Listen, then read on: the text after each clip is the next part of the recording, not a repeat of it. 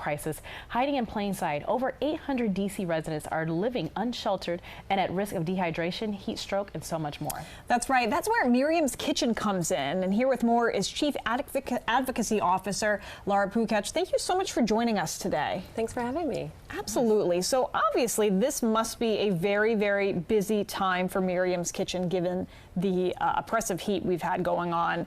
What are you all doing right now for our unhoused neighbors?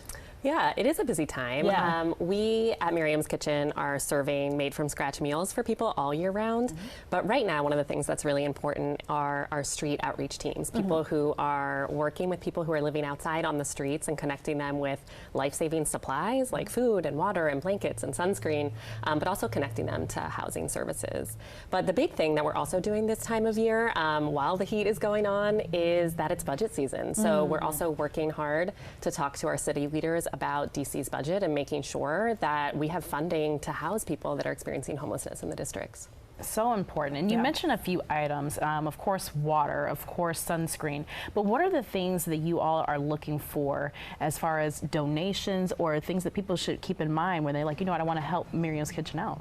Yeah, well, one of the things we need right now is shoes. We need sneakers, not dress shoes. You know, people are living outside, their shoes are getting a workout, so we're looking for shoe donations. So folks can check out our website at miriamskitchen.org to donate those.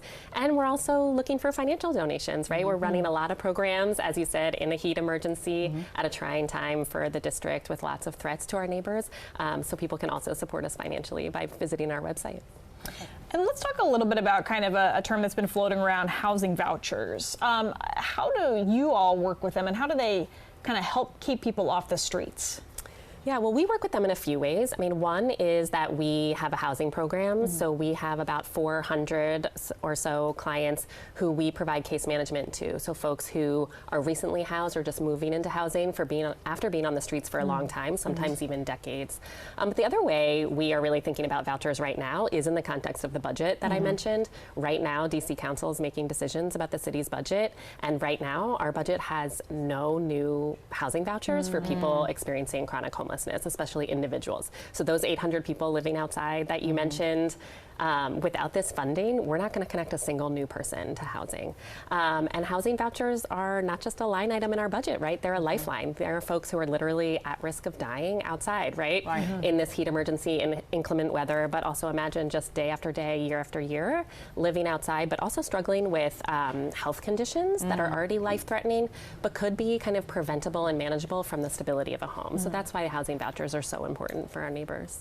And I can't thank you enough for everything that you all are doing through Miriam's Kitchen. And you mentioned inclement weather. We talked about severe heat. We've seen flooding. We've seen lightning storms. So our neighbors that are unhoused are dealing with a lot right now. And I think a lot of times we think about the severe weather in the winter months, but the summer months are also important. Tell us how you all are helping with supportive permanent housing.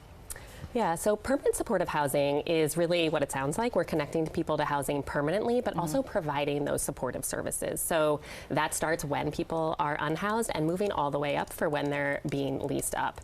And as I mentioned, you know, some people who have experienced homelessness repeatedly or for decades and have these health conditions, these are folks for whom they really need services and support to access housing. And they also really need housing to be able to access services. You can imagine how hard it can be to keep your appointments, to manage medications or a disease that you're living with while you're living outside and just struggling to survive and get through day to day. So that's why permanent supportive housing, which is a national best practice and really successful in DC actually, where we have a 96% success rate, is something that saves lives. We always say housing is healthcare, right? Because we know how much better we feel when we're inside, right, in the air conditioning, in a place that's safe and stable.